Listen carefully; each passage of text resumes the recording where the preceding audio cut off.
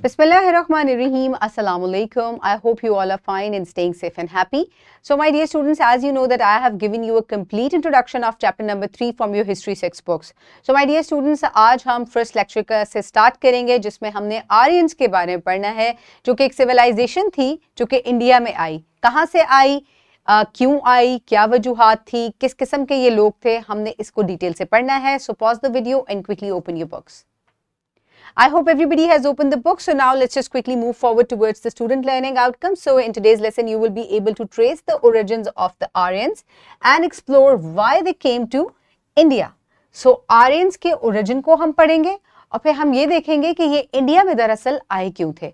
So my dear students, Aryans जो है basically ये कौन थे? ये एक सेमी नोमैडिक ट्राइब था. ठीक है, सेमी नोमैडिक कौन लोग होते हैं जो कि सीजनली जो है वो एक जगह से दूसरी जगह मूव करते हैं, बहुत जल्दी जल्दी मूव नहीं करते हैं.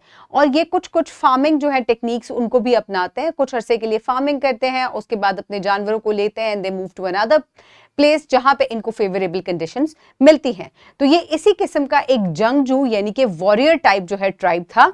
और ये कहां से आया था? ये पाकिस्तान के इलाके में, उस वक्त इसको इंडिया ही कहा जाता है, वहां से जो है ये पाकिस्तान और इंडिया के इलाके में ये आए थे.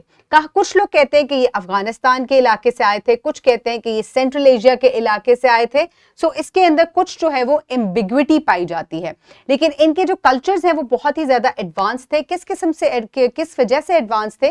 क्योंकि एक तो ये घुड़सवारी बहुत अच्छी जानते थे, उसके अलावा इनको बहुत से दूसरे जो है औजार बनाने की और वेपन्स बनाने की टेक्निक्स जो हैं वो पता थी फ्रॉम आयरन.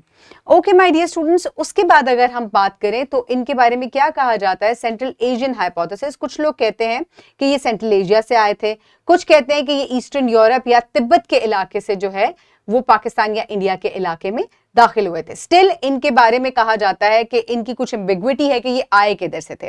लेकिन आप देख सकते हैं कि ये इनका पूरा ट्रेस्ड बैक जो है वो इलाका है जहां जहां से ये मूव करते हुए यहां आए थे. सो ये भी कहा जा सकता है कि ये एक सेमी नोमैडिक ट्राइब था और ये पानी की तलाश में या फेवरेबल कंडीशंस की तलाश में एक जगह से दूसरी जगह जो है वो ट्रेवल करता रहता था. अब इंडिया आके यहां सेटल होने की क्या वजूहात थी? क्योंकि इंडिया एक ऐसा इलाका था जहां 7 दरियाओं का जो है इसको जमीन कहा जाता था और 7 दरिया होने की वजह से ये जगह बहुत ही ज्यादा जरखेज थी. और ये इसी तरीके से इंडस वैली, पाकिस्तान में इंडस वैली जो इंडस वैली है या जो दरियाए सिंध है उसके बैंक्स पे या उसके किनारे पे आके जो है ये लोग आबाद हुए थे ताकि ये क्या कर सके, यहाँ पे क्रॉपिंग या कल्टीवेशन कर सके, पानी इनको साफ सुथरा मिल सके और जरखेज इलाका भी मिल जाए और जानवरों के लिए चरागाह भी मिल जाए. So these were some of the theories behind it. So reasons for migration, ये भी कहा जा सकता है कि overpopulation थी and they had limited agriculture at that time. और उसके अलावा they were also in search of the fertile land. और फिर कहा जाता है कि route and initial settlement, शुरू में कहा जाता है कि around 1500 BC via the northwestern passage through Afghanistan they came here. तो इसका मतलब है अफगानिस्तान में भी ये लोग कुछ अरसा रहे और फिर यहाँ आ गए. And settlement initially they settled near the river सप्ता सिंधु कहा जाता है 7 दरियाओं की जमीन या लैंड ऑफ 7 रिवर्स को. उसके बाद अगर इनकी एक्सपेंशन की बात की जाए तो growth, increased population and expansion further into the northern India. So जब ये यहाँ आके दरियाए सिंध के किनारे पर आबाद हो गए and along the different reverse which were present over here, उसके बाद इनकी पॉपुलेशन जो है वो ग्रो होनी शुरू हुई towards the northern part of the India. और इन्होंने दूसरी सिविलाइजेशंस जो यहाँ ऑलरेडी मौजूद थी उनके साथ भी इनका इंटरैक्शन हुआ. सो इनसे पहले यहाँ कौन सी सिविलाइजेशन मौजूद थी भला? Very good, Indus valley civilisation जो है वो यहाँ ऑलरेडी काफी सारे टाइम से यानी कि समवट अराउंड 2500 BC से यहाँ पहले से मौजूद थी. They had their own declines for several reasons जिनको हम पहले पढ़ चुके हैं कि आपस में इनकी कोई लड़ाई झगड़ा हुआ, किसी और ने आके जो है इनको इन्वेड कर लिया, लेकिन still they were present here at that time और इनको उस वक्त ड्राविडियंस के नाम से जाना जाता था which were some left over Indus valley people. So उसके बाद अगर इनके कल्चरल इन्फ्लुएंस की बात की जाए तो लैंग्वेज में बहुत सारी लैंग्वेजेस जो थी ये बोलते थे, लेकिन संस्कृत जो है या जिसको संस्कृत भी कहा जाता है, that became a very famous language which is related to the Aryans. और आज भी हिंदू रिचुअल्स में और हिंदू सिविलाइजेशन में इस जबान को इंडिया में अभी भी बहुत अहमियत हासिल है। अगर रिलीजियस इन्फ्लुएंस की बात की जाए तो they used to worship deities, यानी कि ये आइडल्स की या बुतों की पूजा करते थे। And still it is famous religion in India end of Hindus, right. एक तो ये चीज हो गई, और आप इसको ये भी कह सकते हैं कि it was a polytheistic religion that they use to follow, यानी कि ये मुख्तलिफ जो गॉड्स हैं उनकी पूजा करते थे।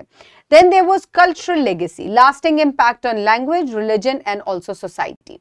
अगर इनकी सोसाइटी की बात की जाए तो इनका हाईली जो है वो सोशल जो है, आप कह सकते हैं कि इनकी हायरार्कीज बनी हुई थी, जिनमें सबसे ऊपर जो है वो बुद्धिज्म आ जाता था, फिर क्षत्रियाज और इसी तरीके से वैश्याज और लास्ट में शूद्रास। तो आप कह सकते हैं कि पायरामिड की तरह से इनकी सोसाइटी बनी हुई थी, जो कि पायरामिड के टॉप पे होते थे, दे वर द नोबल्स, उसके बाद वॉरियर्स आ जाते थे, then peasants and the Shudra were the slaves, जिनको अछूत समझा जाता था। तो it was a highly patriarchal and also इधर सोशल हायरार्की जो है वो भी बहुत ज्यादा स्ट्रिक्ट थी।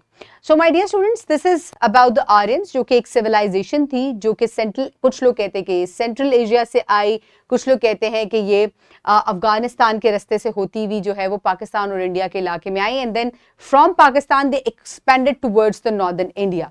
और यहाँ ये किस सर्च में आए थे? For the fertile plains and for the cultivation or agriculture के लिए भी। So my dear students, for practice you can download this worksheet from the description box below this video, or you can get it in print form by your teacher. So pause the video and quickly finish the worksheet.